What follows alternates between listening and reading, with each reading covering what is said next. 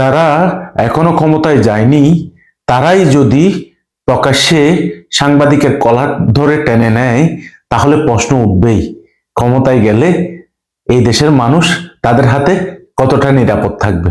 জাতীয় সংসদ ভবনের দক্ষিণ প্লাজায় বিএনপির সদ্য প্রয়াত চেয়ারপারসন ও সাবেক প্রধানমন্ত্রী বেগম খালেদা জিয়ার স্মরণে অনুষ্ঠিত নাগরিক শোক সভার দায়িত্ব পালন করতে গিয়ে সময় টিভির সাংবাদিক আহমেদ সালাহিনের সঙ্গে ঘটে যায় শারীরিক লাঞ্ছনার ঘটনা। এ সময় তার লাইভ সম্প্রচারে বাধা দেওয়া হয়, কলার ধরে টানা হয়, এমনকি শারীরিকভাবে আঘাত করা হয়।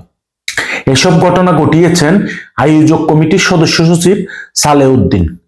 এই ঘটনা শুধু একজন সাংবাদিকের মধ্যে সীমাবদ্ধ ছিল না, গ্রিন টিভি সহ আরো কয়েকজন গণমাধ্যম কর্মীর সঙ্গেও করা হয় আপত্তিকর আচরণ। পরে বিএনপির কয়েকজন নেতা ও উপস্থিত সাংবাদিকদের হস্তক্ষেপে পরিস্থিতি নিয়ন্ত্রণে আসে। এই ঘটনার পর বিএনপি বিটে কর্মরত সব গণমাধ্যমের সাংবাদিকরা যৌথভাবে তীব্র নিন্দা ও ক্ষোভ প্রকাশ করেন।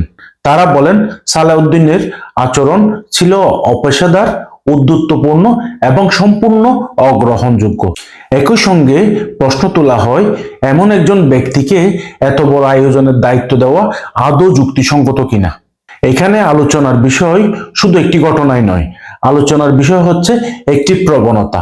জানা গেছে সালেউদ্দিন 5ই আগস্টের আগে অস্ট্রেলিয়ায় অবস্থান করছিলেন, কিন্তু 5ই আগস্টের পর দেশে ফিরে অল্প সময়ের মধ্যে তিনি একের পর এক গুরুত্বপূর্ণ পদ পেয়েছেন। দৈনিক ইত্তেফাকের এক্সিকিউটিভ এডিটর, পল্লী সহায়ক ফাউন্ডেশনের পরিচালক, এমনকি চা বোর্ডের পরিচালকও হয়েছেন তিনি। প্রশ্ন হচ্ছে, এই দ্রুত উত্থান কি কেবল যোগ্যতার ফল নাকি রাজনৈতিক ঘনিষ্ঠতার প্রতিফলন? বাংলাদেশের রাজনীতিতে আমরা এর আগেও এমন চিত্র অহরহ দেখেছি।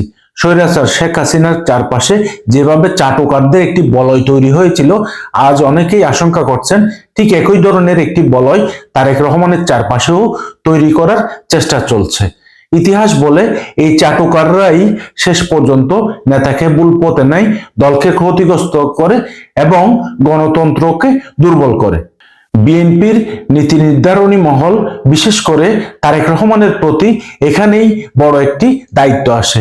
যদি এখনোই এই ধরনের সুবিধাভোগী ও চাটুকারদের বিরুদ্ধে যথাযথ ব্যবস্থা নেওয়া না হয়, তাহলে এই মানুষগুলোই বিএনপিকে এবং তারেক রহমানকেও স্বৈরাচার বানানোর পথে ঠেলে দিতে পারে।